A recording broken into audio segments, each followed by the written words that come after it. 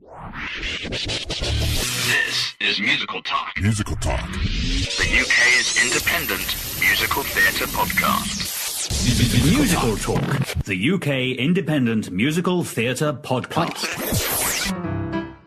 Hello and welcome to Musical Talk. My name is Dominic McChesney. I feel very guilty to describe Millicent Martin as a legend, as that seems to suggest something of the past, where she is most definitely still of the present. However, there is no denying that her place in musical theatre ranks alongside other legendary icons. She recently celebrated her 80th birthday, which means that she has been actively working on stage and screen for around 65 years. She has appeared in both the West End and Broadway in such shows as The Boyfriend, Follies, Side by Side by Sondheim, as well as TV shows such as That Was the Week That Was and Song by Song. Most recently, she was seen on Frasier, where she played Daphne Moon's troublesome mother Gertrude, and has made guest appearances in many TV shows, including Castle, Bones, Chuck, and Modern Family. In 2008, she played Mamita in the Regent Park production of Gigi opposite Lisa O'Hare, roles that they both reprised in 2011 in LA. She has 2 Tony nominations and is one of those very rare things indeed, the English triple threat, something we have not often produced. I was very lucky and honoured that she agreed to do an interview for Musical Talk during her birthday month. So, to celebrate her 80th birthday and 65 years in the business, Musical Talk is proud to present Tea with Millicent Martin. Good afternoon, welcome to Musical Talk UK. I'm sat in the lovely Peninsula Hotel in Santa Monica, having afternoon tea with the wonderful Millicent Martin. Welcome. Thank you very much. It's very nice surroundings. We've got Well, I thought if we're going to sit and chat, we must have somewhere pretty. Yes. Well, this is very pretty indeed. Yes, and it's kind of European feel. It's not one of the plastique hotels, so it is great. And I'm not sure whether it'll be picked up in the background, but we have a harp. Yes. Harp in the background and playing. We're having afternoon tea. I think that's good. It's perfect. First of all, can I say thank you so much for agreeing to do this. I know that Musical Talk are over the moon at having the opportunity to chat to you. Absolutely my pleasure. I was having a talk with Os Ribbits, one of the presenters, and we were talking about English musicals, and especially the musicals of the 50s and 60s and 70s. Yes. In the West End, where there was a time when there was the great English musical, which people kind of forget that era sometimes in some of the shows that appeared during that time. And we were talking about various shows like Espresso Bongo and The Crooked Mile, yes, and various things, and our favourite shows and the cast recordings. And then I was sat at home and I watched an episode of Bones. Oh! And there I saw you being the murderer. Yes, with the wonderful gentleman who had been in Cheers. Yes, He was indeed. in Cheers for many years. It was great fun to do. They were a lovely, lovely cast, and it was fun. Everybody thinks we're such little sweethearts, and we're the murderers, which was lovely. It was super. I do a lot of those now. I do a lot of guest shots because I'm living out in California. It's beautiful weather. It's sunny every day. My husband and I have a very nice lifestyle. It's very laid back, and we visit friends, and we have a home in Palm Springs, so we're very spoiled.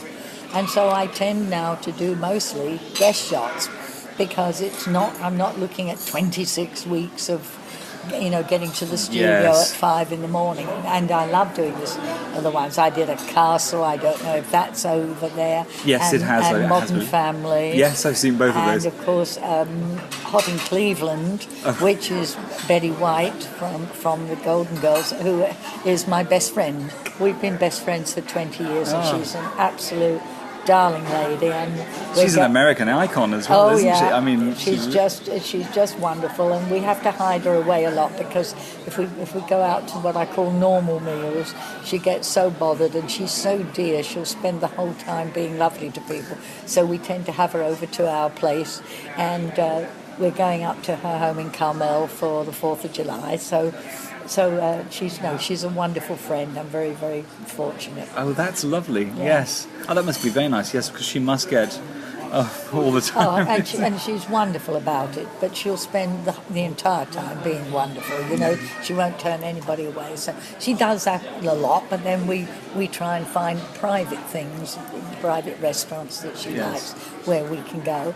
And it was my 80th birthday, June 8th. Congratulations. Yes, thank you. My husband said, "Oh, I'm going to give you a big party for 80 people." And I said, "Oh, no, don't," because I said, all that will happen is they'll walk in, I'll say, "Hello, lovely to see you," and I'll never speak to them again in the evening. So he said, "Okay, well, I'll give you 10 tables of 8 dinners." And I said, "Well, all right, 8 or 6 is like that." So the first one was Betty White, with Robert Wagner and Jill St. John, who are very close friends. Yes. And our best friend down in Palm Springs, Jill, and Mark and myself, and we went to a place called El Cielo, which is an outdoor restaurant with all the sparkling lights and things. It's just lovely. So I've been doing that. So my husband's given me a birthday month. So of nice little intimate dinners where you can concentrate on the people and Sheena really Easton, celebrate. who is like our daughter, she calls us Mum and Dad. She is in Vegas because she was always working there and travelling to Japan and goodness knows everywhere. But she was on her way to Japan and she flew in just for the day before my birthday, and she spent the evening with us, and we went out and had a meal, and then she flew off to Japan. So I'm just doing all the people I love in dinners, but that way I can really get to talk to them. Yes, you know? absolutely. Julian Holloway, yes, and Alfred Molina. We've had all these lovely evenings, so it's been great. Well, I appreciate that you've taken one of those days. I feel honoured to. No, so it's fun. It's fun. And also, I'm happy to meet you because, of course, I got a letter from my wonderful niece, Kelly.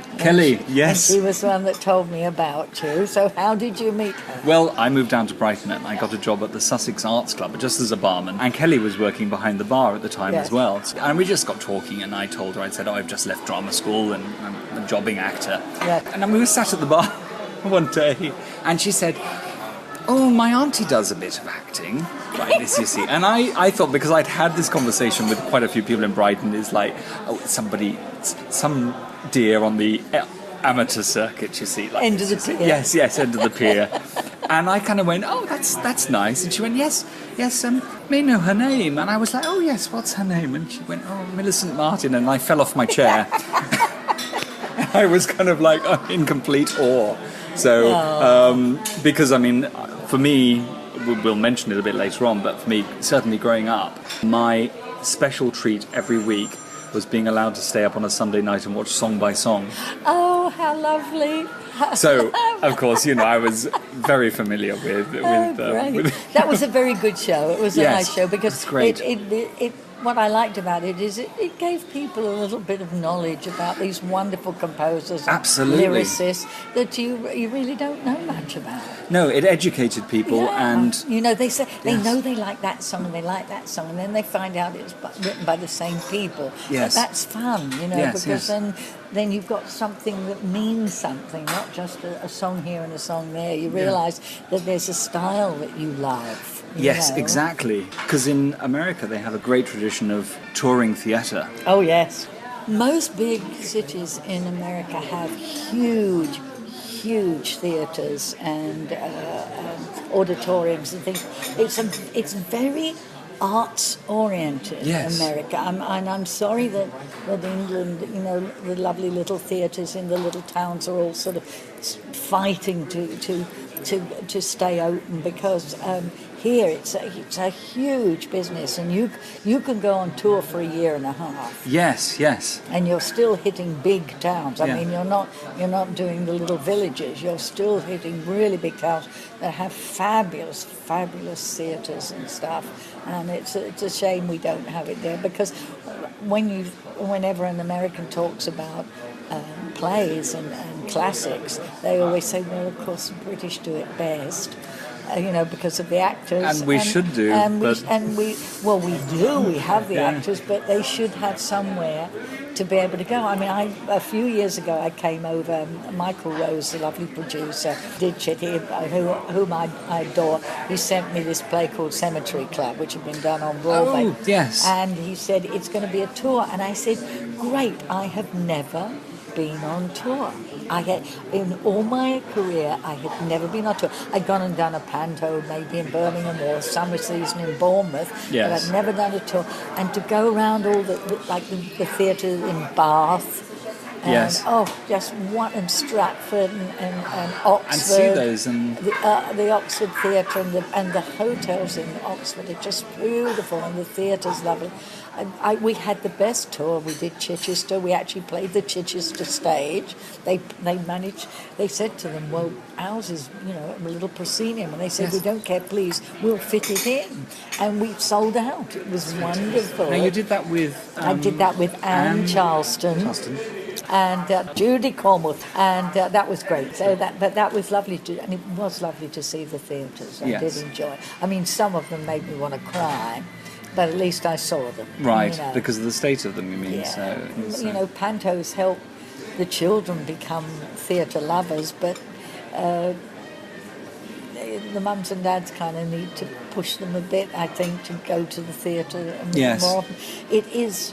They say that a lot of children are really lacking in their schooling and things because there's no arts in it. They're not taught music. There's no singing. No. There's no plays and painting. If you don't have the arts, you're not going to have rounded out people. Absolutely.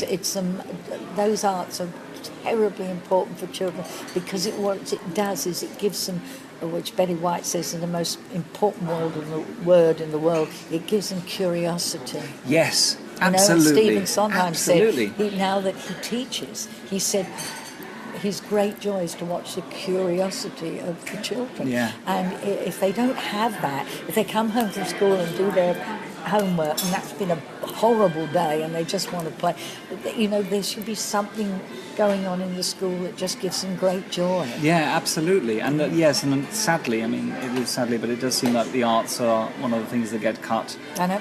Very, very quickly. All the time. And it's one of the most most important things for a healthy mind. Yes, I agree. Because, you've got to have that stimulation and it's not going to come from... There's got to be something better than trying to work out problems about things. There's got to be...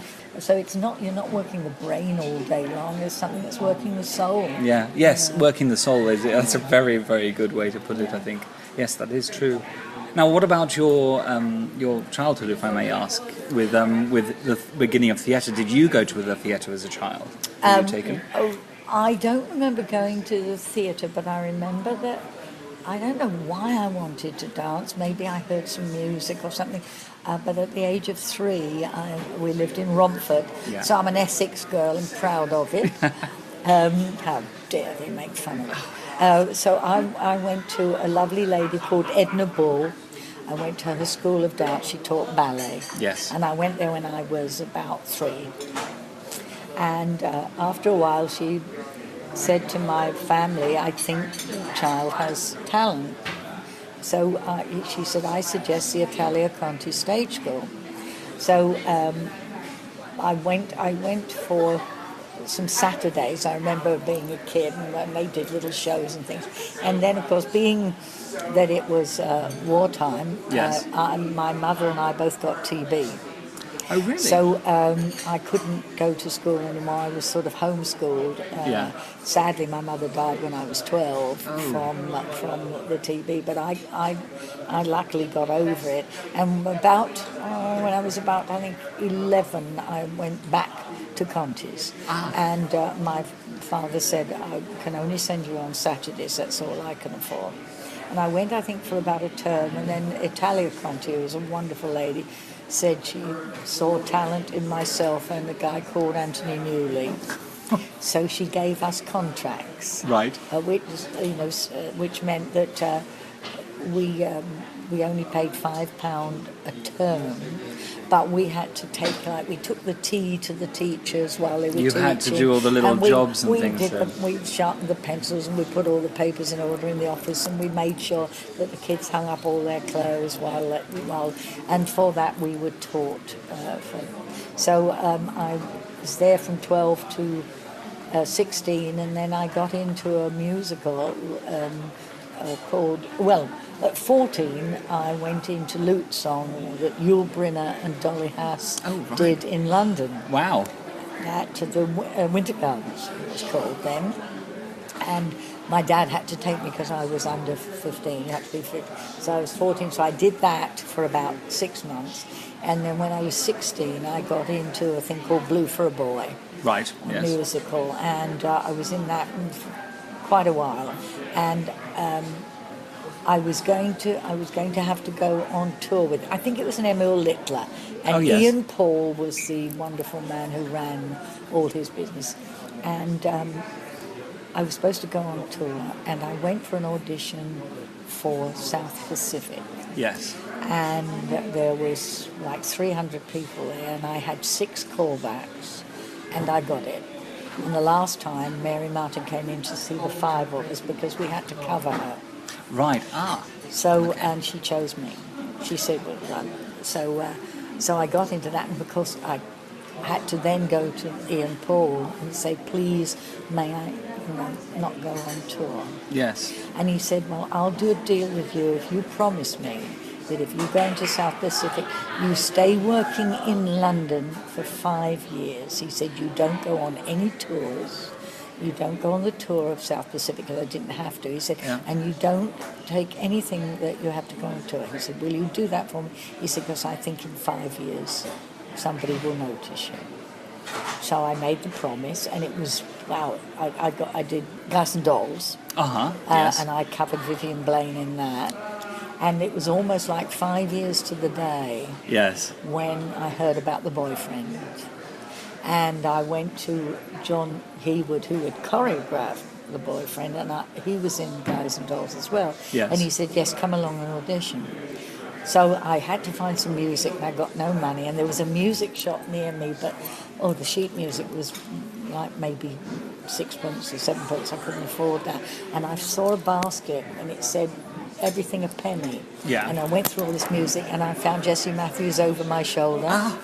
So I learnt it and took it, but I couldn't pay to learn the music, so I learnt the lyrics. I knew how it went. I didn't know what key the sheet music was in. Wow, so I had fantastic. to just hand it to the pianist at the audition and listen to the intro, and I had to sing it in that key, whatever happened. So you had to kind of wing it. On my shoulder goes one.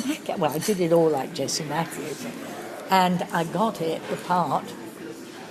And in those days, you couldn't be let out of shows, but because Guys and Dolls was the musical of Pure and Martin. Yes. They were the producers. They were also the producers of Boyfriend. So they took me out of that show. They got my release from the chorus, and we flew over here with Julie Andrews and Dilys Lay. Yes. And it was directed by Vida Hope, is that right? Yes, Vida? Vida. But it was only directed by her for about 2 weeks. Because there was a whole controversy, wasn't there? I can understand Sandy Wilson being very upset, but it wasn't. It was correct. Cy Feuer, who was a wonderful, wonderful producer, he was watching it and he said, this is lovely, and it was lovely in London when we saw it, but it's not going to work for an American audience.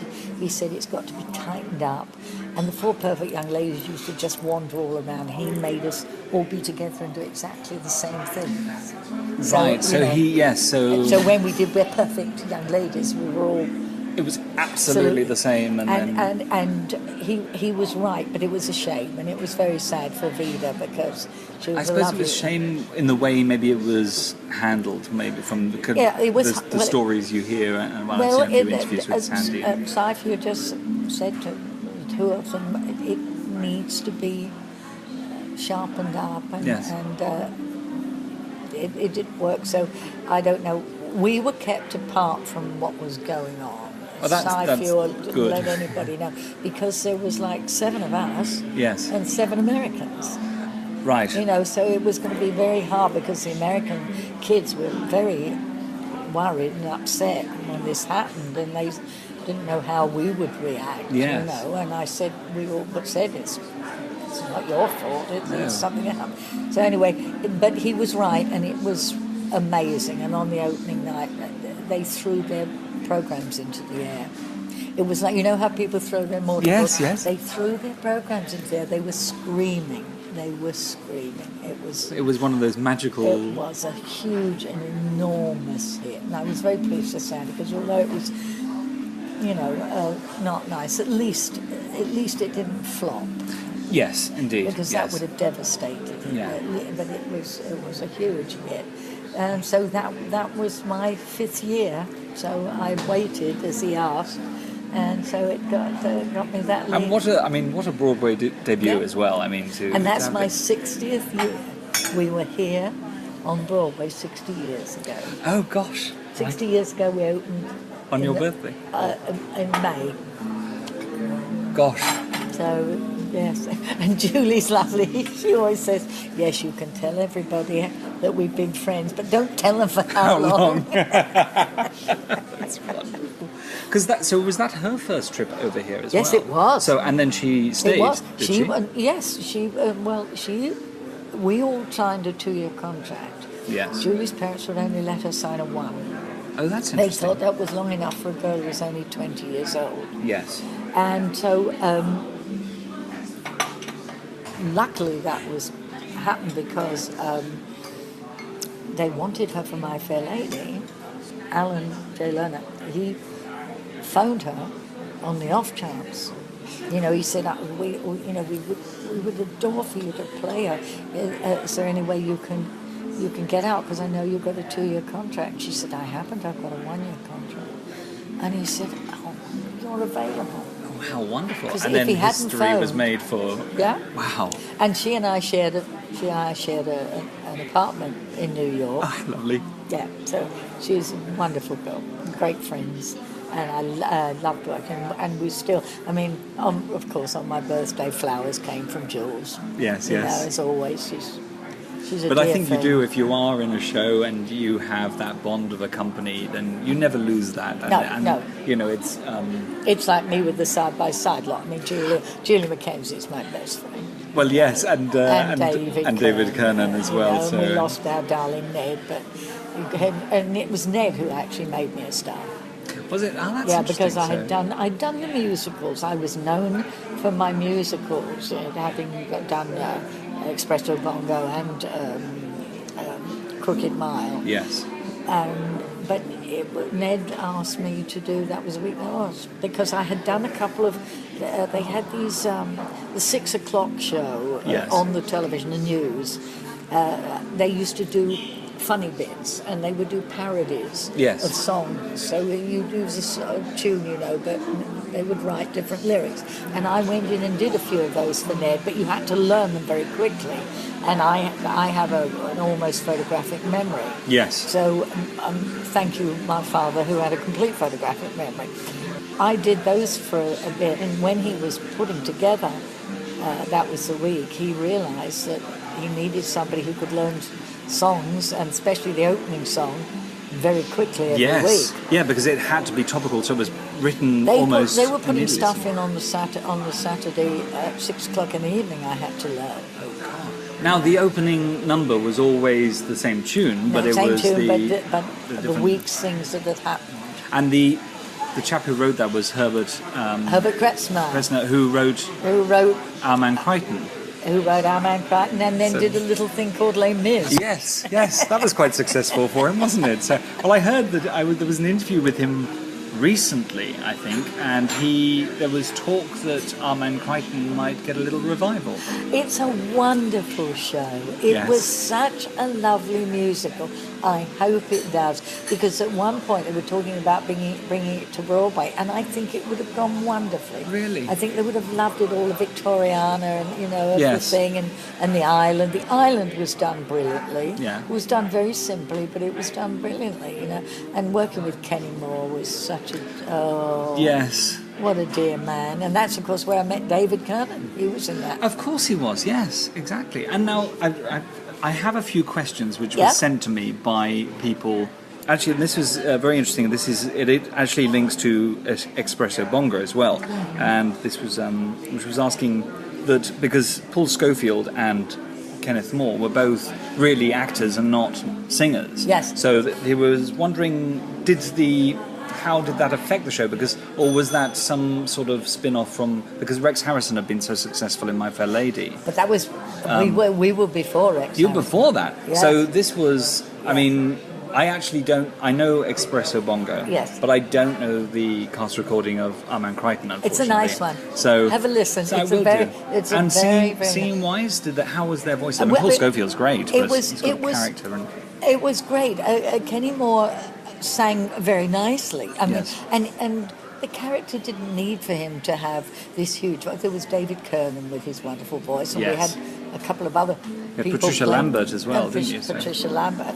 And Watling, Dilys Dilys Watling. Watling. And so we had plenty of voices, and Yes. you know, I got a big belt voice, so that filled that area. So Kenny was lovely, and he was so.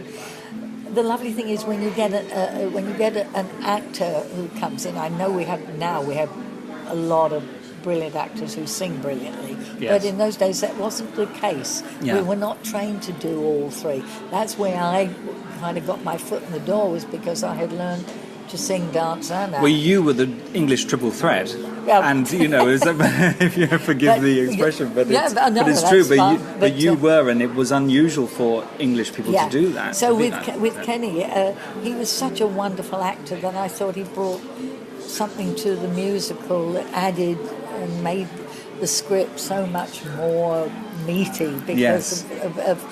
of the way he handled it. You know, he was just lovely. And the same with Paul Scofield. I mean, you know, if you're going to get...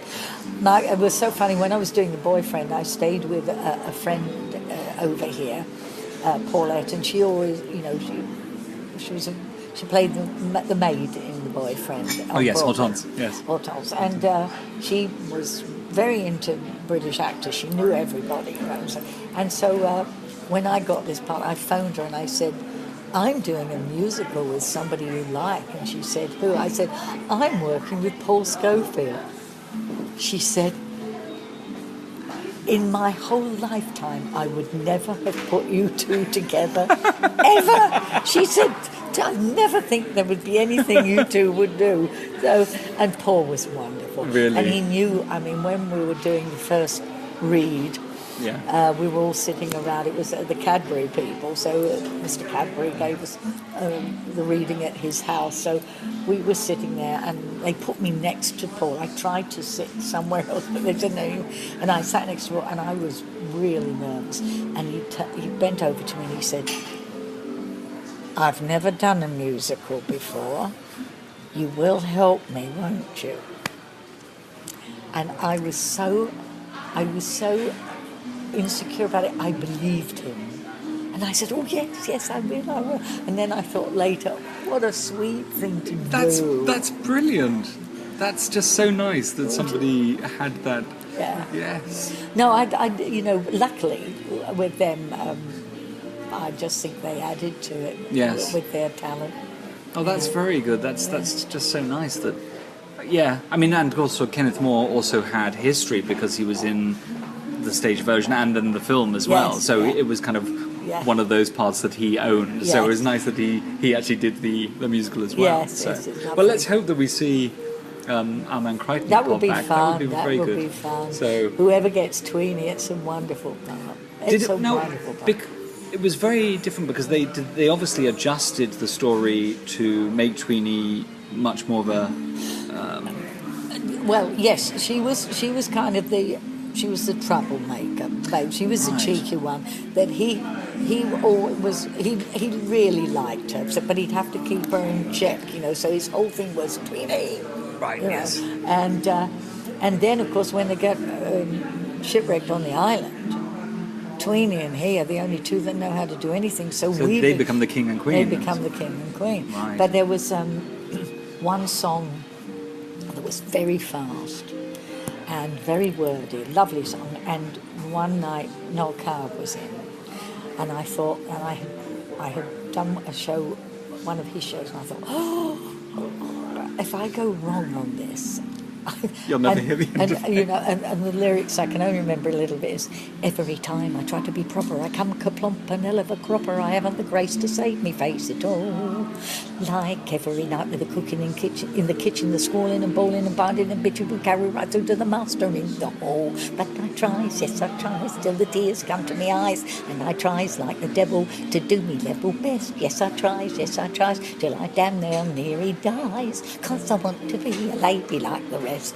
But it was double that speed. Oh my goodness! Wow. And the curtain comes down. I'm in my dressing room and I hear footsteps coming up the stairs. And he goes, "Where are you, you clever girl? I heard every word, every word." Wonderful. Oh my goodness. Yeah, oh, that's lovely. It was wonderful. He sent me beautiful flowers and everything. So, you know, and he's just... Yes. That's what I love about the business. You get, being in the business, you get to meet the people that you just are crazy about. Yes. I mean, there are some I am fantastic... absolutely wild about Benedict Cumberbatch. I think he is... Isn't he incredible? And I was at a BAFTA tea thing, which is, you know, the English BAFTA, and I saw him there and I thought, I'm not going to miss out on this chance. And I thought, he won't know who I am, but I'm just going to go up. And I went up and I said hello. I said, my name is Millicent Martin. And I told him, I said, I think we are so lucky to have you, because you have given show business a real shot in the arm. Absolutely. And he said, you have such a kind face. He said, you remind me of my mother. And I said, Wanda Bentham. And he said, you know my mum? And I said, yes, I had met her. And you know, because I thought she was lovely. And he put her and his father in one of the episodes of That's Sherlock. right, of Sherlock. And they I play his looked mother. at her, and we do look alike now. We do look alike now, so I was very pleased. But that's the fun of being in the business. If it's people you really admire, Yes. to be able to just tell them and to see them. Yes, you know. yes, absolutely. And there are some people who are, you know, coming up, and suddenly he's brought a whole new generation to the arts. I mean, he really has. Just wonderful, just mesmerising. Oh, I have a question about the Crooked Mile. Now, the Crooked Mile, I mean, I love the score of the Crooked Mile. It's a Isn't that beautiful lovely? score. It's beautiful. I mean, it's very... We were talking about it, and we were saying that it was almost very operatic. Yes. It is, I mean, you had the great... fantastic songs, Horticulture, which is hysterically funny. I'm the girl with the superior wisteria. Yes.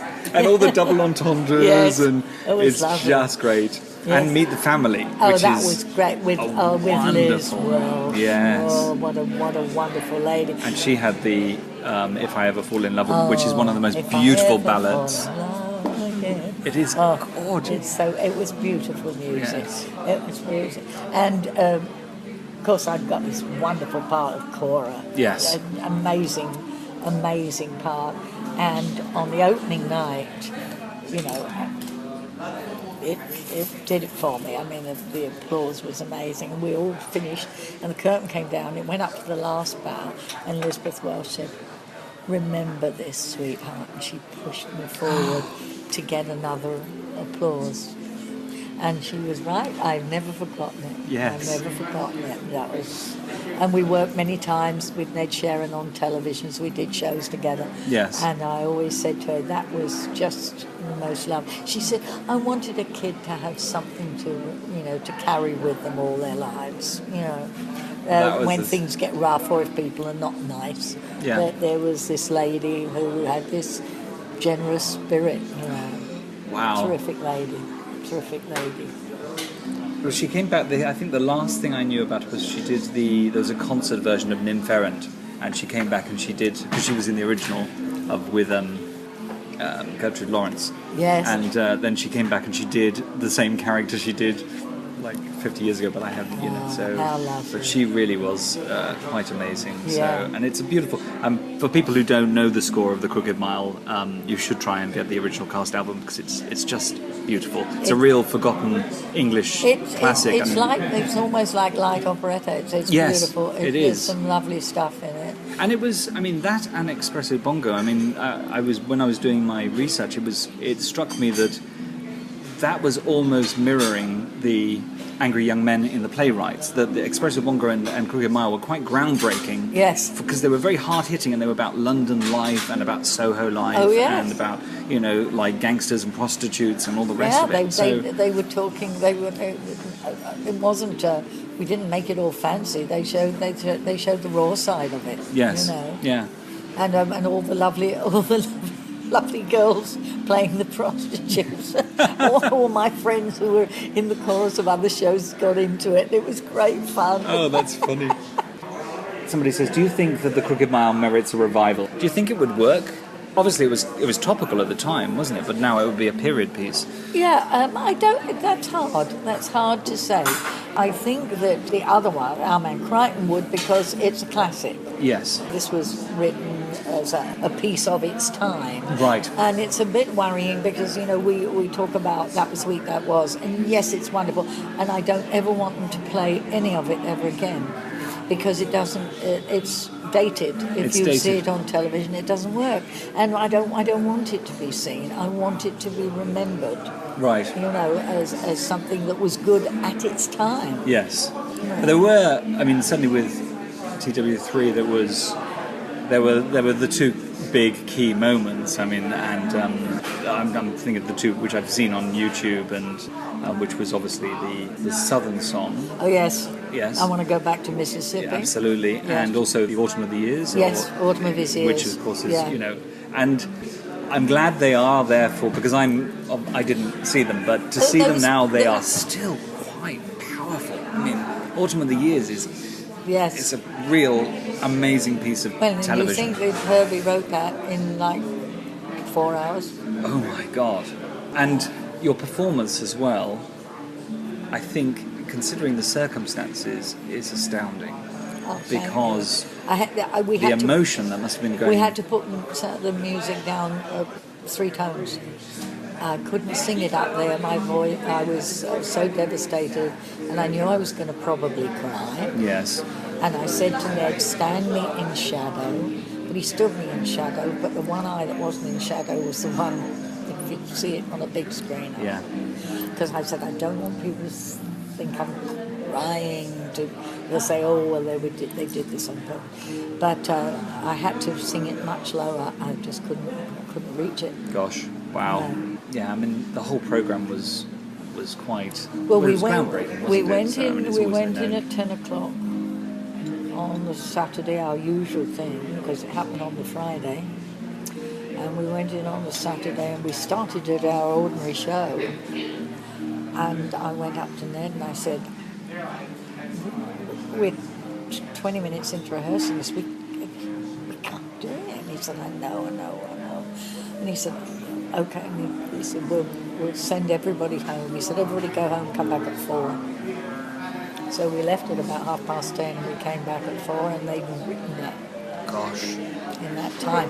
And it was sent, the actual tape was sent to Jacqueline Kennedy that night. She got it the next morning. But what we realised was there was no copy. If anything had happened to the plane, we would not have had it. So it arrived and she quickly made because I think Ned phoned them to the office. We need copies of that. They quickly did about 6 copies and sent them back. Gosh. But she put us in the congressional records. We're in the congressional records of America. Wow. Yeah. Wow. Our names and the whole script is in the congressional records, which we're very proud of. Yes. Wow, that was quite amazing. I've listened to Ned Sheeran, some of his... I met him once, and the first thing I was like was, you're enormous. He was so tall. I know. He was very direct. He's a barrister. Of course, yes. That's why we all said to him. And he used to say to me, I'd say something, go, oh, you're such a silly girl. And I said, girl? Where'd girl come from? You're from Somerset. And then he'd say, you can stand over there by the piano. And I go, okay, this girl is moving over to the piano. Wow. It was so lovely. But I mean, he got all of us. He found all of us. So he was the person who devised Side by Sondheim, wasn't he? Well, is that correct? I'm kind of jumping to conclusions there. Yes. Well, what happened was working. I was doing Absurd Person Singular, and David Kerner was doing Little Night Music. Yes. And I had been asked to do the Slipper, the Rose, to play the Fairy Queen, and the producer said, "You're top billing." He said, I can't let you take off 2 months to go and do this movie." He said, "I'm so sorry." He said, "But you know, if I have my top billing, I've got to give the audience my top billing. They'll start booking tickets. If they don't think you've gone, we'll lose, all the booking." So I walked along to where David was, and I went in, and he said, "Can I have a cup of tea?" And I said, "Yes, I'm fed up." And he said, "Why?" And I said, "I can't do this movie." And he said, "Hang on." He said, I was asked to do a charity show last Sunday. He said, and I did 3 different Stephen Sondheim numbers. He said, and the audience just ate them up. He said, "Why don't we do some evenings of Stephen Sondheim? Why don't we put it together?" So I said, "Oh, that sounds great." He said, "That'll help make up for it. We'll do some Sunday concerts." Yes. So we started to talk about it, and we said, "Who else shall we get?" And he said, "Well, there's this wonderful girl who's doing Stephen's one, where she sings "Where You Going?" Company. Company. Yes. He said, and because she was playing April. Yeah, and he said she was in there as an understudy, and the girl got sick and went home. Oh, really? Before the opening, and so gosh. he said, "Come and see her." So we went. And I said, "She's fabulous." I said, "She's got the range that she can sing with you, but she can also sing low with me." Yes. So we went backstage and we saw her and had a chat. And then he said, "Shall we get some others? Because there's going to be lots of singing." I said, "No, the 3 of us will hog it." Yes. So I said, "But if you talk, it's very tiring to talk and sing." Yes. I said, "We're 25. I said, "Why don't we have somebody to do the narration?" He said, "Well, let's ask Ned. He can come in. He can take care of the show, and he can write his stuff about Stephen, and it will be the 4 of us." So that's what we did. Ned said, because we didn't know whether Ned would have the time, and he said, "Oh no, I'd love to do it." So he wrote all that wonderful stuff that he talked about Stephen, and it was great to have him, because it's so much easier to just sing. Yes. And it was lovely. It just worked.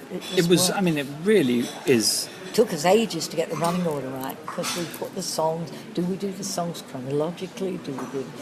Ned said, "Well, why don't we do some about love, some about divorce, Yes, some of humour, some and then we'd come off and say that didn't follow that very well, so let's put those over the top and have that." So we just kept juxtapositioning them until we one night it just clicked.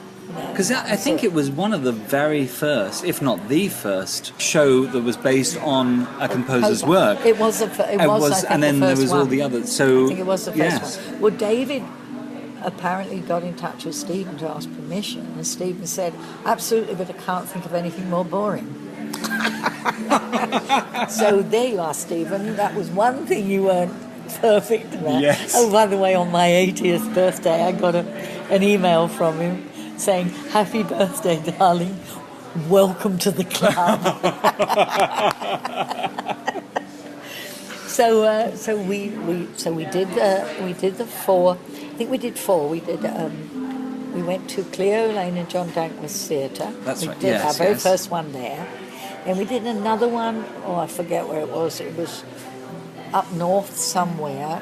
Then we came down and did another one at Cleo and John's, and then we did one. It was a theatre, a proper theatre, not an operating theatre, in one of the big hospitals. that I think they used it for talking and showing. Yes. You know, not concerts, but lectures and lectures things. and things. And so we did our show there. And of course, what happened was the gay community caught on to it. We had this wonderful audience at Cleo and John's, and they all told each other. And by the time we opened at this theatre in London, it was packed. It was absolutely packed solid. And they gave us the success. They made us the hit we were, because we did that year. And then when we were going to go to Broadway, the last night was absolutely amazing, because they all came with flags of England and flags of America, and they all stood and they held hands, and we held hands up onto the stage. They came up onto the side on the stage. We were all, and they gave us flags, and we sang Auld Lang Syne. They all sang Auld Lang Syne at us. It was unbelievable. Wow. Unbelievable. That was how the show took off. That's fantastic. And then, of course, it went to Broadway, where everybody got nominated. Yes. And you were pitched against each other, which I thought was great. Well, Julie said, if we both get them, we'll go up and we'll say, Ned and David, no, no, no, no. But we do. But it was lovely to be nominated. And, yes. And Alan Bates took me to the Tonys, to the nomination. Oh, did he? Oh. And the party and everything. Yes. So that was lovely. I had a really gorgeous escort for the evening. That was great. The Dancing Heiress. Now, I hadn't heard about this at all until somebody mentioned, and the questions was The Dancing Heiress any good? There is no cast album and only a few pieces of sheet music which reveal charming songs. Why did the show fail? I actually think it was rather good. Right. And I thought the music was wonderful for the period, because it's all sort of set in the 30s, and it was like a whodunit, you know, it's like the Butler did it. Oh, right. It was one of those, and Jill Ireland was in it. It was produced in America, was it? It was written by Americans, and it was American producers. It was never produced in America. It came straight to England. It came straight to England, right. And I can't remember the name of the composer. He was lovely. Do you remember the song, Guess Who I Saw Today, My Dear? Yes. It was written by him. Oh, okay. So if you can find his name, he was wonderful, and he wrote all the songs, and they were lovely. I didn't think the director had a clue. Right. I think they would have done better to have used an English director who would have understood the style. I don't know. There was a lot of pastiche show well, they songs, were, because they? there was Tiptoe Between the Raindrops instead of, Tiptoe Through the Tulips. Yes. So it was, and Life is Peaches and Cream instead of Life is Just Bowl of Chilies. Yeah. And they were very good numbers. And I thought that the stuff was staged very well, but they didn't know how to put the script together. Right. It just didn't work, and we were put into huge theatres and things. And by the time we got to Brighton, yes, we knew it was not working at all. Right. Not working at all. And I was doing a matinee, and Paul Schofield said he was coming out. I said, no, he said, I'm coming. So he came to see the matinee, and he came back, and he said, I've got to jump on a train very quickly because he had to get up and down for an evening show. He said, but I thought, if I don't go round and tell her, she'll, and see her, she'll say, that rotten sod, he didn't have the guts to come round and tell me it's terrible, so I've come round to tell you it's terrible. And I loved him for doing it. Yes. Because when people sort of try and say, we're not idiots. Yes. Actors are not idiots. No. But what we have to do is we have to try and do our very best with what's going on. Yes. But it's fine for another intelligent person to come in and say, oh, I'm sorry you're stuck in this one. And then we say yes, but we did our best. Yes. So, yes. So he knew.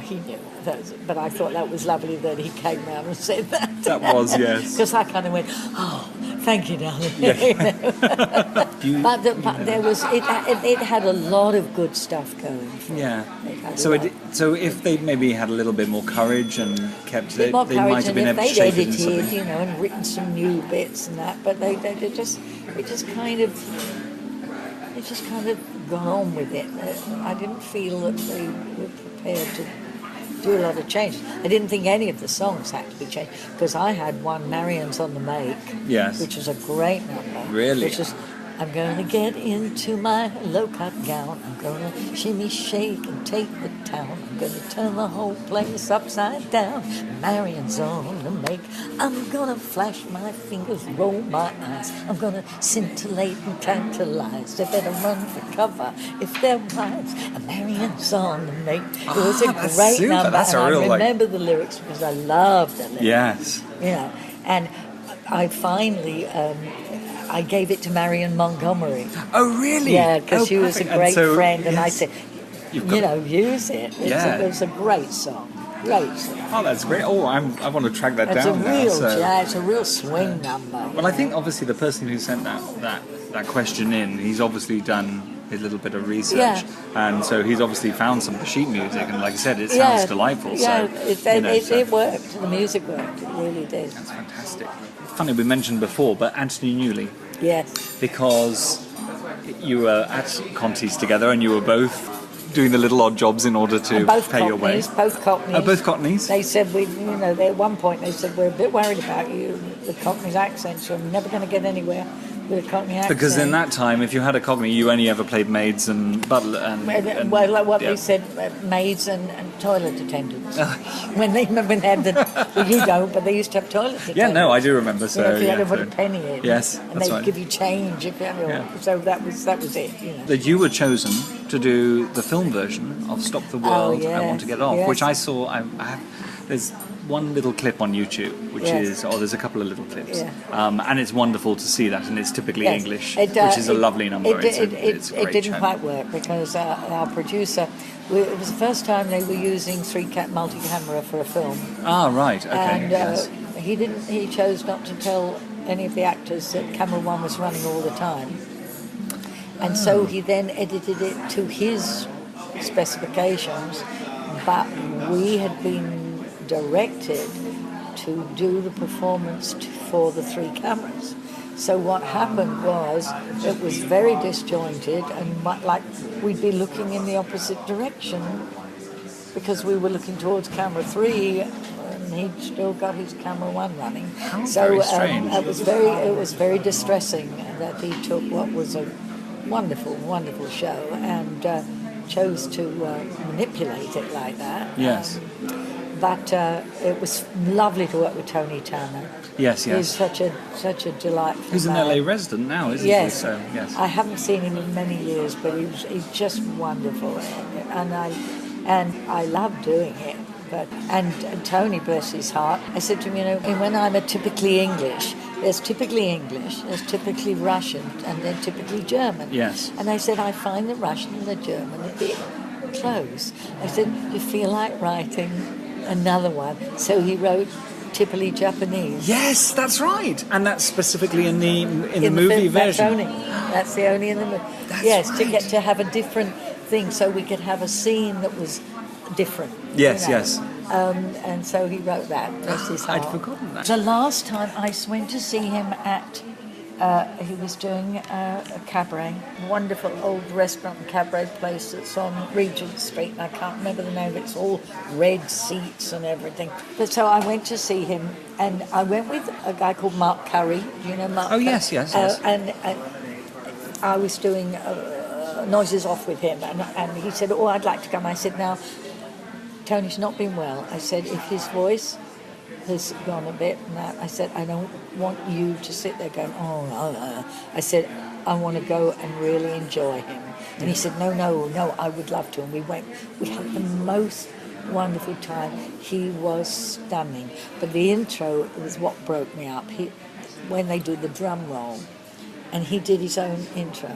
Ladies and gentlemen, he said, tonight we are thrilled to have writer, singer, actor, composer, dancer, bon vivant, Anthony Newley, of whom Joan Collins once said, next.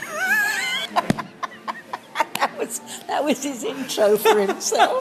That's wonderful. Oh my God. Oh, because Tony used to write our end-of-term shows Oh, did he really? at Conti's.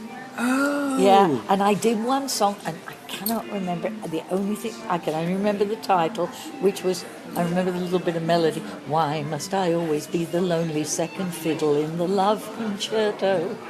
And that was one of the first things he wrote. Wow, isn't it So so? that's my Tony, and of course we were so thrilled when he got Oliver Twist. We were all so proud of him. Well, I just watched him recently in Vice Versa, and he's in it with Petula Clark, and of course their kids. And he's incredible. I mean, he really was the most amazing talent, and so. Yeah. Oh no, lovely. Heading back to 1975, you did The Card with Jim Dale. I did. I think it ran about 6 months. Okay, so I thought it should have done a bit better. yes, I thought it should have run a bit longer. it got revived. It got revived later, but I think they cut a lot of the original music. Yeah. That's Cameron Mackintosh's favourite show. And Is it really? He redid it. Yeah. Oh, that's why. Right. Because now, was that the first time that you'd worked with Cameron, or Yes. right? That was So- yeah. And then Well, no, the number I did was his favourite number. Not it was White his Kid favourite Gloves show. or Leave? No, Leave Me. I'm going to be moving on. Oh yes, of course. Yes, That was that's a it. great That number, was his isn't it? favourite number. It's a real power ballad sort of musical comedy power ballad. So. Yeah, it was lovely working with Jim. Yeah. And he's great. I went to New York a few months ago, and every time I go, I see him, and he's got this one-man show now. Oh, let's have lunch. We went to a restaurant called Fiorello's, and we sat right at the back in a corner, and he told me about the one-man show he was writing, and he sang me a couple of the numbers, had me on the floor. I mean, he is so funny, and the stuff is so good. And it took him a long time. I think it took him about a year to get it together. Yes. And I just saw a review. I don't know where he did it, but it is absolutely amazing. It's absolutely one of the best things he's seen in years. And that's on at the moment. So. I don't know. I think he just did a couple of special evenings. Right. To try and test the waters and see whether I hope he does. I want him to bring it here so I can see. Otherwise, I've got to go to New York again to see it. But he's such a talent. Yes. And let's hope that the show we see more of that and it kind of takes off. He's lovely. He's lovely. That was wonderful. Well, so he did The Card, and then of course he went on to do things like Barnum. Yep. Yes. Yeah. And then he did Oliver Twist. I saw him do that. Oh, he played Fagin, did he? Yeah. So, I saw him do of that. course, He yes. was wonderful. Yeah. And the other one, Me and My Girl, we did on Broadway. Oh, did he took over from Robert Lindsay He then? took over So Robert yes. Lindsay and did it. And luckily, my nieces were over, so I was able to take them to that, which Bianca and Kelly. Bianca. I know Bianca as well. Yeah, but Angelique wasn't old enough, so it was Bianca and Kelly came over. Yeah. And they got to see the show, and it was fabulous. I'm going to mention a show you did at me side by side with Sondheim. You toured in that round America with Hermione Gingold. I believe? We went down to Florida. Yes. And then we came straight to Los Angeles, and we did it for 3 months. Right. They did a tour afterwards, but I didn't do it, and neither did Hermione. Okay. So we just came in and we did 3 months here, which was a huge hit at the Huntington Hartford Theatre. Yes. Huge hit. We added an extra month because it was so good. And that's where I met Betty White. She and her husband, Alan Ludden, who is sadly lost him a long time ago, but he was... he did game shows. He was a host in Password and things like that. Oh, I see. And that's how Betty met him. Right. And they came to. They must have come to see the show about 6 times. And of course, I realised that she'd got the same kind of humour because they came round, and she said, I don't know why we came to see you again. You're not that good. So then the next time she came round, I said, what are you doing here? Yeah, so we realised that you did have that same. That's great. So then I lost track of it because I went back to New York and I was gone a long time, but when I came back about 20 years ago to do a lot of television, and then we decided to move once my husband had retired. Yes. We decided to move out here. Then I met up with Betty again, so we've been best friends now for about 20 years. And then you got the chance to work together on Hot in Cleveland. Yes. So. And I said, and also with Jane. Jane Leeds. So, yeah. When I came to see the show before I was sitting in the audience, and they said cut on something, and Jane looked up and went, "Mummy!" Lovely. Which is great. Yeah. And so I said to Betty, that was very sweet of you. And she said, "What?" And I said, "The guest shop." She said, No. She said that was her lovely agent. He read it and said, "Oh, we'll put Millie in it," which is lovely. So it was lovely to work with her. Yes, Great absolutely. fun. Everybody said, the two of you are just sitting there screaming with laughter all day. My husband and I see her probably, hopefully, once a week if we can, or once every 10 days. And we go with this one special restaurant we really like. We go there, and it's table in the corner, and we talk and laugh. And every time when we leave, she said, "Isn't it a shame we couldn't find anything to talk about?" I mean, we never stop. Oh my goodness. It's just amazing. But I think watching clips from things that you've done over the years, it's your comedic talent which is so fantastic. And it's just your comedy and the timing and just your style is just superb. It's a very English type of humour which I think works very well here if people can pull it off. When I first came over, it's 37 years, and I used to feel a difference in the humour. Yes. And you'd have to work at it but now the American humour has completely changed. It used to be one-liners. Yes. But now they've got a fabulous sense of humour. It's become more sophisticated now. And they get it. I mean, people used to say, "Oh, but the Americans have a strange sense." Not anymore. Americans have the same sense of humour as the British. Exactly. Because it's all melded together. It's like, Yeah. you stir it all up and there it is. Yes, exactly. And that happened because I was singing a lot, and then I had to have a throat operation about 25 years ago. Okay. And I could still what I call perform. Yes. But I would not take on. I did take on one musical. Whatever Happened to Baby Jane? Which I saw in Brighton. So.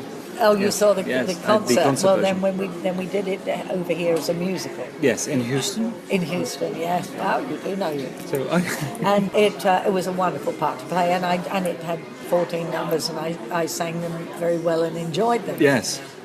But because I thought, I don't know how long with an operation the voice is going to last, and it forced me to do more comedy. I then went into the comedy thing and didn't do so much musical stuff, and it was a blessing because it got me into the comedy side, which I'd always loved. Yes. But I tended to, always want to sing. And but you'd done a lot of comedy when you'd had your own television series, hadn't you? When you'd had Millicent, because you had all the sketches. I love that. But then after that, I didn't do any. Comedy shows kind of went out, especially comedy shows with music. Right. Over here, there was nothing musical on. Absolutely nothing on television that was musical. Oh really? Was this so? This was the period when it stopped here, yeah, because they did have like the Carol Burnett show and all the rest of it. But there was a big chunk of time and 25 years with really? No musical, and then it suddenly started to come back onto television again. So it was good for me because it pushed me into the comedy, which turned out to be the thing I loved the most. Yes. Because I'd love to do Sweeney Todd, I'd love to do that, but. I don't know. Yes, yeah. You get to a point where you find the thing you love the most, and I found that's the comedy. Yes. But if you get the right part as well, I mean, Jane was a wonderful part. I mean, Houston. I've seen some clips, and the one thing that terrifies me is that staircase. The staircase at the side of the stairs. It's like you're going down the north face of the Eiger, and those heels. I had to have stair music. I mean, the set was on 2 levels, and it was and the bedroom was 40 feet from the first row of seats. Oh my God. It just was terrible, and it was absolutely wrong. And I said, you look at that bedroom, and she's singing Four Walls with a chair and chimney, choose one and stay. I said, she's in the most wonderful bedroom. In the world. She would just be thrilled to be. I said, she's supposed to be claustrophobic in a little bedroom, Yeah. And so it just didn't work. So the design, it was the design of it that was. And we got such wonderful ideas about it with Michael Rose and I think the group, they all got a bit scared because it was a black comedy. They still don't, it's like Sweeney Todd. It's very hard still over here for black humour. Yes, yes. And I think they panicked. Right. And I think they did a pretty set, and that'll take the. And it didn't need it. It could be almost a chamber piece. I mean, it's just kind of like. It would be wonderful. Just the house should be as though it was grand at one time, but it should be a wreck. Yeah, yes. We got no money. We got nothing, and that would have done it. You know. But it was a shame. But it was the best part I've ever played. It was the best part I've ever played, and the audience did react to that. It was wonderful to see it, and funnily enough, all the creatives, everyone was staying at the Arts Club, so I got to talk with Hal Hackaday and Lee Pockris, and I got him to sign a couple of my albums of his shows, like Tavares and things. Yes. So, and he and his wife were lovely, and Henry Farrell as well. Was it Henry Farrell? Charles Farrell. Who wrote the book. Who read the book. That turned out to be, sadly, the sticking point, one of the big sticking points, because when we did the concert, it was just a little dialogue here, a little dialogue there. You were just leading in, and you had the narrator as well. because I said to Michael, let's do a concert to find out if the music is going to hold. Yes. Because if it's not, then don't go any further. Yeah. And so, and Charles was fine about just having a little bit of dialogue, but when we did the show, he would not cut word one of anything. Oh, really? And the scenes went on way too long, and he wouldn't do anything, sadly. He was then quite old, and I think he got to the point where he just didn't want to listen, didn't want to try anything, and that was what ruined it. That's very sad. Yeah, because if we could have cut dialogue right down, we might have been able to get away with the set if it was more of just a musical. Yes. But and things, but you can't with new shows, you have to adapt and you have to find your feet. You can't have 20-minute scenes. No. That are in a set that doesn't work. And so that was the sadness of it. But I still loved playing the part. It was wonderful, and I mean, I remember watching. This is going to sound a little bit gushing, I'm afraid. But I remember watching it, and there was the number you did with the sister in the wheelchair, and you're pushing her. Oh yes. And I sat there, and I went, and it was one of those moments where I just went, "That is absolute star quality," and I knew that I was watching raw star quality because you were effortless. It was effortless. Your performance was so spot on and absolutely there, and yet you made it look like the easiest thing in the world, but we knew it wasn't, and that was it was just wonderful. Thank you. It was I loved doing it. Yes. I loved doing it. I was very sad that it didn't go further. I was very sad because Michael is the most wonderful producer, and he takes such care. He takes such care of his actors, and he takes such care of his productions and his work.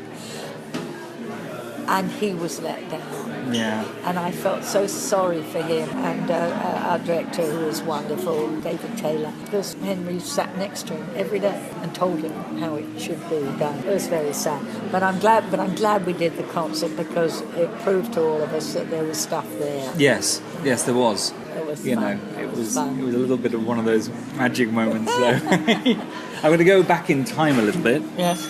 To King of Hearts. Because you got a nomination for Tony Award for King of Hearts, but that's one of those forgotten musicals now, isn't it? It's not based on the film. Yes, based on Alan Bates' film. Based on the Alan Bates film. It was before its time. Right. If Stephen Sondheim Steven Spielberg had been putting on his films with fantasy. Yes. If there had been more of that fantasy around, like Neverland and things Yes. like that, that show would have been a huge hit. The audience did not know, because it's a fantasy. You know the story. It's the town is occupied and the Germans flee or So something. they're going to bomb the town.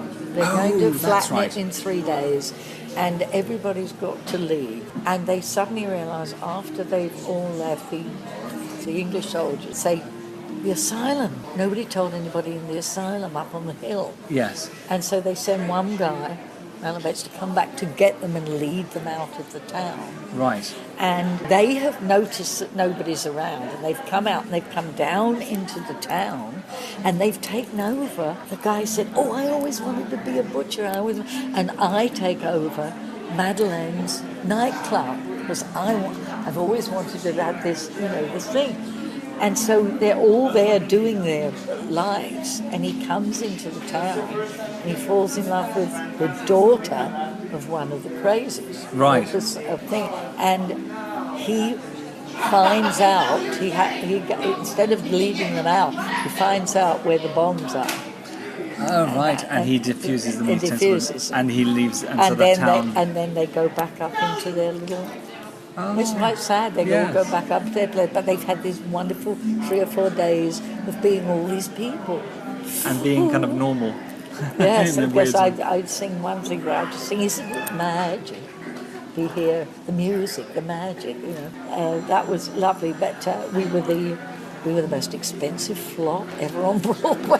That Really? was when it only Before cost... Spider-Man, it of cost course. ours only cost $6 million. Right, okay. But it was a shame because it was lovely. Yeah. The sets were too big. We were up in Boston at the lovely theatre there, and we had half the sets because it couldn't fit into this theatre. And it went brilliantly. The audience loved it. It was a huge hit. We came down and we put it to the Minskoff Theatre on Broadway, which is like a 3,000-seater, and the rest of the set came in. And it was Santo LaCosta, who is the most brilliant designer, Yes. but he had to design for this huge stage. Oh, The design that he'd done up in Boston was perfect. Right. If we could have come down to a small theatre, I think we'd still be running. Yeah. So, So it was a shame. Oh, goodness, that's such a shame. Because there's a cast album. There's Yes. 2 cast albums, actually. There's Yeah. the cast album. There's also a live recording. I They don't know did. if you were aware of that. They did another one, didn't they? Oh, was there a live recording? There was a live of it? recording of it. So, Yes, that was kind of our bootleg. closing night, wasn't it? I think I believe so. that was very good music. Yes. It was very good. It was really good, and it had been a smaller production up somewhere in like Connecticut before us, and it was wonderful. And the fact that they didn't say it's got to stay small. So they It should misread have the tone of it. Yeah, it should have So- been in the same theatre that Jim Dale did Barnum. It should have been in that Right. kind of theatre. It was perfect. Yes. It would have been. But instead you were on this enormous stage, so... But you did get a Tony nomination for I it. did. And your second Tony nomination. Which was lovely. Yes. Which was lovely. And Ron Field, who was the director, he was thrilled. He phoned me and he said, "Oh, thank you, darling. At least something was, Yes. positive about the show." Yeah. After that, of course, there was the song-by-song period. Those were fun. And Those there was were a fun. magic between you and Julia Mackenzie and David Clement. And if I'd had like a wish list, my wish for this would be an interview with the 3 of you talking. I think that would be just probably stupendous. I think that would be such good fun. Some of the things that you did, the 3 of you, and some of the arrangements of the songs One were... of my favourite was that Sunrise Sunset. That's the one I watched Sunset. last night. Done as a It's on magical YouTube. thing. It's beautiful. I'd never heard an arrangement Yeah, like that. that is Richard Holmes. He was a rehearsal pianist when I was doing my television shows. And I thought he was so good because Paddy Stone would always do a big number. And he would always ask Richard, how can we change that tempo? And what can we jump from there to there? And Richard was wonderful at putting these together. And so when I did cabaret and things abroad, Richard came with me. He was my musical director for many years, and he did fabulous stuff. Yes. And he did all the song by songs. That was all his arrangements. And that one I loved because it's dum da da da da da da. It was the wonderful. three of you, that's I mean, it's on YouTube at the moment. Yes, I believe. So I've got to hear that one. there was that, and also Secretary is Not a Toy. It's great. And I was very pleased to hear that they'd kept all the original references, because it's all the American references like F.A.O. Schwartz and Lionel, which is not known in England, but of course is part of the song. So I didn't know if they're trying to rewrite that. Yeah, well, we had all those in I'm Still Here. Oh yes, of course. On the Tony Awards, you sang "I'm Still Here," and then in the '80s, of course, you then went back to Follies to play Phyllis opposite Julia, playing Sally, and the London, which is a fantastic show. That was wonderful because when we walked on together, the whole audience roared. So all the gay guys were back in. Oh, it was wonderful. That was a fantastic show. It was great and. Yeah, I thought that was beautifully done. Yes. I thought it was great. And I loved the new book because it wasn't as dark and it wasn't everybody having nervous breakdowns. Let's just have one person have a nervous breakdown. Yes, absolutely. I loved Country House. That was a very hard song and I loved doing that. Yes. Because there was no downbeat. All you heard was...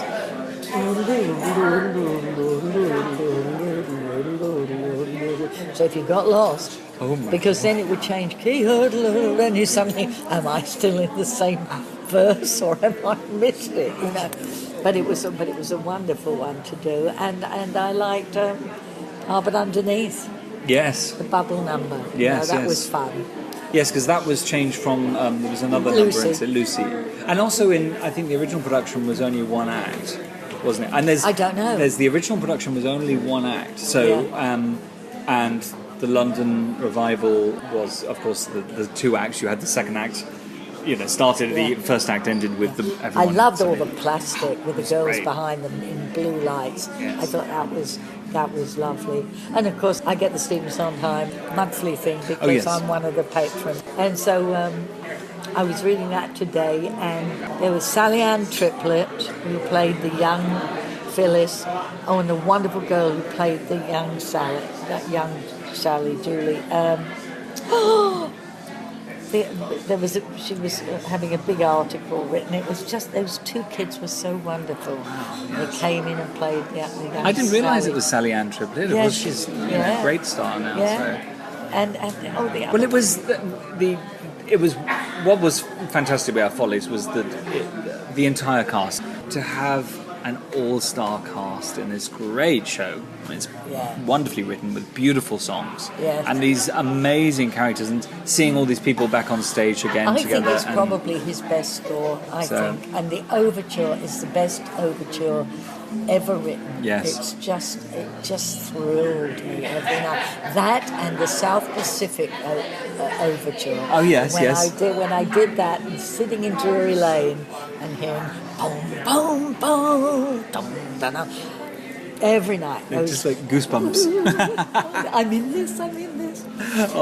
But to have when we did Side by Side, the thrill of doing the show, and then the door would open on the side and Stephen would come and he'd stand in the wings, and I'd be sitting on one of the stools and I'd think, we have just done 2 hours on this gentleman and there he is. Yes.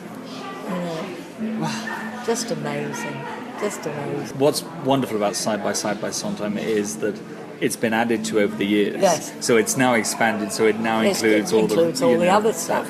Yes. Like I don't know whether I've seen a lot of different ones, and I also did one on Pasadena where I did the narrator. Oh right, yes. And they did a wonderful show. And Terry Ralston, who was over in England doing Company, she was in it, and it was wonderful. And I thought, as I was listening, I thought, yes, they've done the same running order. It's funny with the audience, if you do that running order, you get the audience. Right. I've been to some others where they've only changed something a little bit. Doesn't grab them for some reason. Yes. Doesn't grab them as much as that original running order. Because, you know, when you have a success, people always say, what made it? You never know. Yeah. That's why we didn't change. We didn't have an orchestra when we went to Broadway. Because, you know, Hal Prince said, you can have what you like. And we said, we don't know what makes it so successful. Can we leave it as it is? And he said, absolutely. It did it in London, and it did it on Broadway when we started. Because no curtain we walked. Well, we got very nice applause for the opening number, and got nice applause when Mama was married. And then over the evening, they started to yell and shout and things. And I mean, it was the most star-studded thing I've ever seen. I mean, you just looked along the rows of people. It became the ticket to see it, the show to see it. Everyone just came in. They all came to the opening night. Every star, including the people like Collins who had done Follies. Right, yes. You know, yes. and all these people came. And at the end, they all just stood up and yelled. And I still maintain the running order is what is the cherry on top. Yes. Whatever we do, the running order did it. Yes. You know. I will revisit it one more time. Because there's been other shows since. There's also Putting It Together. Yeah. Which uses a kind of a storyline conceit, Yeah. but the simplicity of Side by Sondheim. Well, it was because we were the first. Yes. You know, the other people have tried to add to it because otherwise it'll look the same. Yes. You know, so that's why we were just lucky enough that we could just sit there because we said none of us are going off stage. There's going to be no empty seat. We'll just sit and watch each other. The only time we went off was before the 11th hour numbers, our big numbers. Yes. We just all left. When you all had your individual moments. Yeah, and then David came on. But other than that, we stayed on. We just watched each other. We listened to each other. And I said to the other two, whenever one of us is singing, Yes. the other two watches you. We don't take our eyes off. Yes. You know. And on the opening night on Broadway, Julie was singing Broadway Baby, which Stephen said, but it's a fast number, and Julie said, not anymore. He was wonderful about it, because that's hard when he's written it to be one of those, Yeah. you know. Yeah. Oh, baby. And so she did her, when she, well, I mean, the applause must have been about 5 minutes. And David and I are sitting there, and we had a thing where if we crossed behind each other, we would always touch each other. Yes. Because I said, let's let people know that we're not just three singers fighting each other. Yeah. And she came past me and she touched my shoulder and she said, top hat. How wonderful. So I said, wait until I'm still here. That's great. But that's what's so clear from Song by Song is the chemistry between the three of you. And there's a moment, there's the one where you Could Drive a Person Crazy, and you know you've got David Kernan in track. Yes. So doing that. And then a few years ago, you did You Can Drive a Person Crazy Yes. with Leah Salona and Maria Friedman and Ruthie Henshaw, Yes. and the four of you on stage. And that was wonderful. We did that for Hey Mr. Producer. Oh, is that what it is? Cameron's big right. charity. Yes. And that was lovely because they phoned and said, come on over and join in. So I said, oh, okay. So I came in and I worked with these three young people with me at the end. But that's why I did that. The low note. Oh, but that low note is wonderful. And the head snap round. That was great fun. Yes. That was great fun. Yes. Also, Julie arranged that whole thing. Oh, really? Yeah, she put that all together. That's fantastic. Yeah. Did you ever see Honk? I've never seen Honk. She directed it, didn't she? But with the two boys, they Well, they've this whole appeared many times on this podcast. They're lovely. and They're so lovely because they come over every so often because they're working with 2 American writers. So I see them whenever they come over. Yes. We always have a meal, and they're just delightful. And I saw it up in Scarborough, and I have never laughed so much. My jaws, I was laughing for the whole evening. It was so brilliantly done.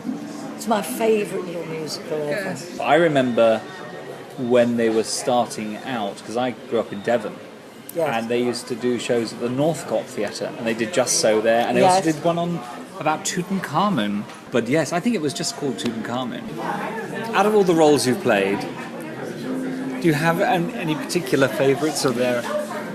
Yeah, I would say That Was the Week That Was. Yes. Side by Side. Whatever Happened to Baby Jane. And the One Woman Show. Shirley Valentine. I loved doing Shirley Valentine. I did Shirley Valentine for about a year. Oh, really? I did like 3 months and then time off in 3 months because it's very tiring. Yes. I did it in Philadelphia and San Francisco. How wonderful. So you really took it around. So. It was lovely. Yes. I loved doing that. It's a real tour de force, isn't it? I mean, some of the roles you have played and are created have been quite fantastic. Yeah, I've been very lucky because, in England, I think I was kind of pigeonholed as a musical comedy star, but here I never was. So I got to play, I did The Rivals and things like that. I got to play. And a fun thing was somebody I had worked with said, "You sing as well." And they didn't know that for years because I'd not been... So do you think it's easier to be... in America, it's more accepting that they have multiple skills, whereas in England they tend to say, they used to be very much, maybe in the past, you're an actor that can move or you can act. It's difficult because in England the wonderful thing is you can play a zonking lead one year and you can play Carlotta like in Follies another year, and nobody says, what happened to their career? People can play big parts and then they can play very small parts, like Judi Dench in the Shakespeare. Yes. That is allowed there, which is kind of not allowed here. Your big stars are expected to only play the big roles. The big roles. They lose out on a lot of wonderful parts because they don't feel they can drop down. So that's why you get some of these big stars in the big Broadway shows, and then they suddenly don't work for ages because they're not getting these parts that are equal to what they've played. That's it. That's terribly sad. Yes, it is. But what you can do is as long as you're playing leads or whatever you're playing, you can jump around. Yes. You can do a musical, you can do a play, you can do a film, you can do a television show. Yeah. Halle Berry's doing a television series. Yes. So they don't say, but we are of the theatre. You can do that, but it's an entirely different thing because there was a lovely film actress that they wanted to put into Nine to play the glamour lady. Yes. And her, I forget who she was, but her managers talked her out of it because they said there's too many people in it. You're not the lead. You're not the zonking great lead. So. That's such a shame. I like Nine, but I wasn't a big fan of the film version. So what? I wasn't a big fan of the film version. It was a bit of a mess compared to the stage show. Nobody's going to commit suicide over him. No. I'm sorry. I think he's lovely in some things, but that's not that. They should have had Antonio Banderas. Yes. He should have played it. It would have changed the whole thing. Absolutely. Because to me, he was like a producer, and they were all after him because he was a producer. Yes. No, they were all after him because he was the sexiest thing on two legs. Yeah, yes. That's what makes the women what they are. Yeah. It's got to, something like Nine has to be based on passion. And it's got to, and it was it kind of missed the point a little bit. Yep. So, bit of a mess. But I can't wait for Rob Marshall to do Into the Woods. Hope he does I something. am actually very excited about this, and there's a lot of... Yeah, because I was so upset about Sweeney Todd. They took every bit of humour out of that film. I mean, she's supposed to have humour, and he has humour, even though he's going mad. He still does things. Yes. And it was gone. It was all... Yeah, it was a little bit too stylized, and the last time I saw it live was Julia McKenzie and Dennis Quilley. Wasn't that fabulous? And it was in the Cottesloe as well, so you were on the top of it, and it was just... And Jonathan Tunick's new orchestration. Just... And we went to see it, and we sat in the middle. And, I know, I can't remember the word. There's one where she screams out a word. I know, she looked straight at me and she went, disgusting! I bet you two have had so much fun in shows and just... Well, my favourite story, when we were doing Side by Side, Julia and her husband Jerry had just moved to a house. And they hadn't got much money, and they got this wonderful house in Richmond. Yes.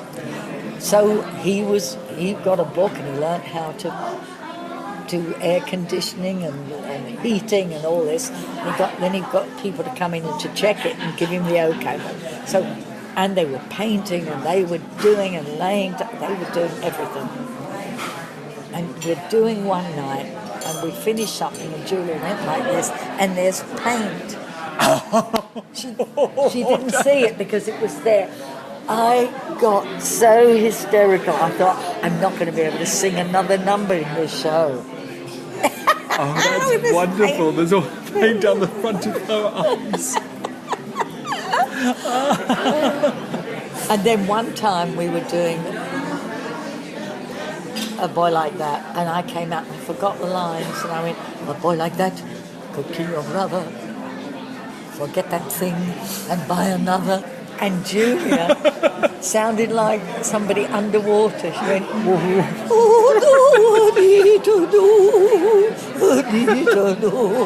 it's for you, not for me. This is and Stephen was out there, and he came back and he said, I don't mind you going wrong, but don't rhyme it. Because then he'll get... That's very funny. That's great. Oh, how wonderful. Millicent Martin, thank you so much for a wonderful afternoon. Oh, thank you. Got amazing, wonderful stories, and I hope one day I have this wish. Maybe one day we will somehow be able to get you, David, and Julia together. I would love that. I think that would be hysterically funny and wonderful. I don't know how you'll get through it. I have no... We may have several hours left. I would feel sorry for you, but we'd have a wonderful time. It's been lovely to meet you, and it's been lovely to talk to you. Thank you so much, and I would recommend people to visit your website. Thank you. Which is MillicentMartin.com. MillicentMartin.com, and you can listen to you singing I Never Do Anything Twice. Right at the beginning. Wonderfully, I have to say. One of my favourite. That was when we did it at the Barbizon. Yes. When the Barbican, Stephen was supposed to come over and he fell and he hit his head and I think either that or he got an infection in the ear and he couldn't travel, he couldn't fly because he was supposed to be over there. Right. That was a wonderful. That was a celebration concert for him, and then what a shame. But that version of it is one of my favourites, and it's just the delivery. There are some wonderful things on YouTube to see of your career over the years. Oh yes, including every episode of A Bird's Eye View. I couldn't believe they've re-released it. Yes. I hope you've been on to getting your royalties. Well, the most wonderful man who did that was Sheldon Leonard, who was the producer, who was in every old movie playing a gangster. He talked like that. He got this wonderful voice, very, very bright man, and he had a vocabulary that one time he said a sentence to me and I didn't understand any of it. And I said, I'm sorry, John, you are so bright, but I didn't understand one word of that. And he said, oh, I am sorry, Millicent. I will reiterate. Apologies for the rather abrupt end, but every time we reached a point where we were going to stop, we ended up chatting again. Hopefully, one day we may see revivals or even lost musical concerts of Espresso Bongo, The Crooked Mile, or Our Man Crichton. Until then, at least we have the great cast albums. And if you don't know them, please search them out. There's some real forgotten gems out there.